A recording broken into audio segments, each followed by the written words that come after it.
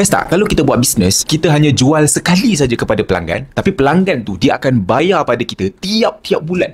Best kan? Bisnes model ni dia sebiji macam Netflix. Kita langgan sekali je, tapi kita bayar tiap-tiap bulan. Contoh lain macam Spotify, YouTube Music, ataupun telco yang kita pakai sekarang, Celcom, Maxis, Digi, U-Mobile. Kita beli sekali je, tapi kita bayar tiap-tiap bulan tanpa gagal. Bisnes-bisnes macam ni semuanya kita panggil business subscription base. Jadi saya nak anda bayangkan, kalaulah anda berniaga produk yang jenis macam ni, anda jual sekali je, tapi mereka bayar anda tiap-tiap bulan. Syok kan? Kalau tiap-tiap bulan mereka bayar, bermaksud tiap-tiap bulan income masuk dalam akaun bank kita. Walhal kita jual kepada pelanggan tu sekali je. Jadi dekat sini saya nak ajak anda semua untuk jadi reseller SIM card Tun Wow. SIM card ini dikuasakan oleh Celcom Digi. Jadi coverage dia Celcom Digi sangat meluas. Seperti mana yang kita sedia tahu, SIM card ini sudah 2 juta orang telah gunakan dekat Malaysia ni. Jadi sekarang company ni dia buka peluang untuk kita pula jadi reseller SIM card ni. Tugas kita ni simple je. Kita perkenalkan SIM card ini kepada seramai orang yang boleh. Apabila mereka guna SIM card ni, tiap-tiap bulan mereka bayar, maka tiap-tiap bulan kita terus dapat income. Dia macam passive income guys. Walhal anda ni perkenalkan SIM card ni kepada mereka sekali je, tapi tiap-tiap bulan mereka bayar, tiap-tiap bulan anda akan terus dapat income. Mereka pula nak bayar, tak payah cari anda. Mereka boleh bayar dekat mana-mana saja. Anda pula duduk rumah, tiap-tiap bulan anda dibayar. Macam ni. Untuk explain lebih detail lagi, saya terangkan kepada anda semua macam mana anda nak dapatkan pendapatan bermula RM3,000